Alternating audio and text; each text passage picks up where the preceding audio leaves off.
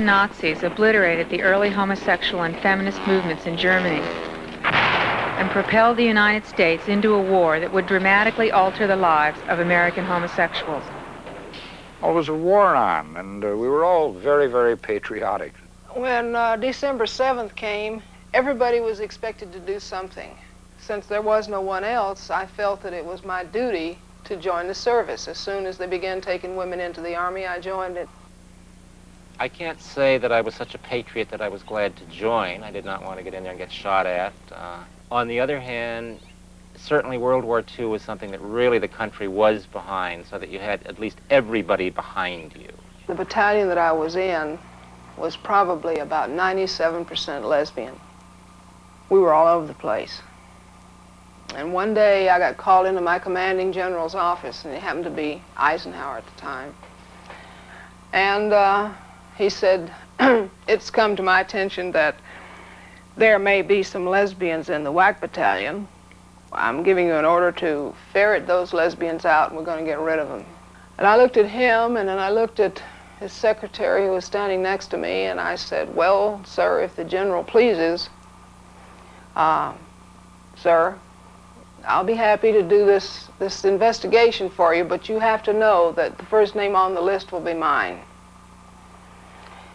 And he kind of was taken aback a bit, and then this woman standing next to me said, sir, if the general pleases, you must be aware that Sergeant Phelps's name may be second, but mine will be first. And then I looked at him and I said, sir, you're right, there are lesbians in the WAC battalion.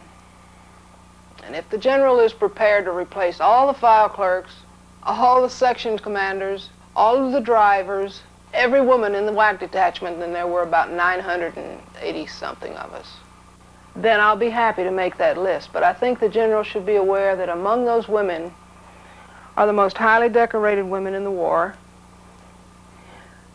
There have been no cases of illegal pregnancies.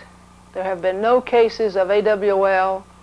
There have been no cases of misconduct. And as a matter of fact, every 6 months since we've been here, sir, the general has awarded us a commendation for meritorious service. And he said, forget the order. It was a good battalion to be in. I certainly felt something very strong. There was a certain amount of affection, but it was a very butch kind of affection. There's no way in the world that they would have defined this as being gay activity, and I couldn't either. While the war raged on, radical social changes were seen on the home front. As the workforce swelled with women, lesbians gained economic independence. Hundreds of homosexual bars sprung up as gay military personnel flooded the port cities. But naturally, they began to earn money, and naturally they achieved some degree of independence. They left the house or the home. And for young women, you could leave home without being pregnant. You know, it was the first time that anybody could really successfully do that. We was all bunched up together all the time. Most of the women that I met had husbands, but they would go with women just the same. They just come out a little more.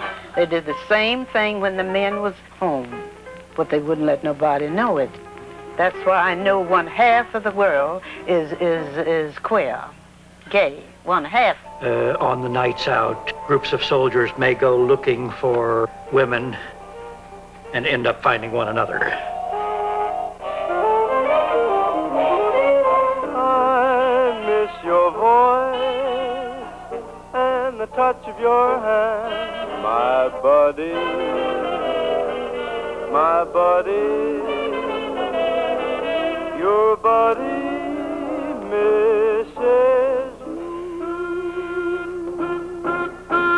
I got a gal in Kalamazoo. Don't want to boast, but I know she's a toast of Kalamazoo, zoo, zoo, zoo, zoo, zoo. Years have gone by, my, how she grew. I liked her looks when I carried her books in Kalamazoo, zoo, zoo, Kalamazoo.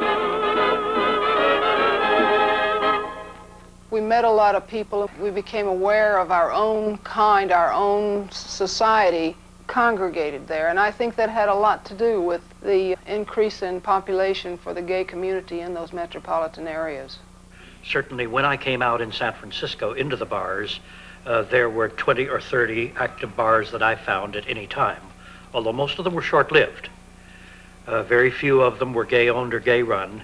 The effect of World War II was really, truly profound. Our country will never again be what it was before that war, because gay people began to recognize that there were others like themselves from other parts of the country, even though we were totally closeted then. At least there was a certain perception that we weren't, at least geographically, isolated. At the end of the war, many of the lesbians and gay men who served their country settled in the port cities. There they could be anonymous and distance themselves from their critical families. But most important was the companionship they sought within America's growing urban gay population. And what does he want? Most of all, he wants a job, a stake in the American future. Male veterans reclaimed their jobs and received economic and educational benefits under the GI Bill. But women were forced back into traditional roles, losing the economic gains made during the war. Liberal ideas in the arts and sciences began to emerge against this backdrop of growing social conservatism. There was a period of about 2 years following the war, the first couple of years that I was in college, where there was a big upsurge of liberalism. Now, I can't necessarily tie this, with the gay scene, but there were the beginnings of kind of civil rights movements. Noises were being made.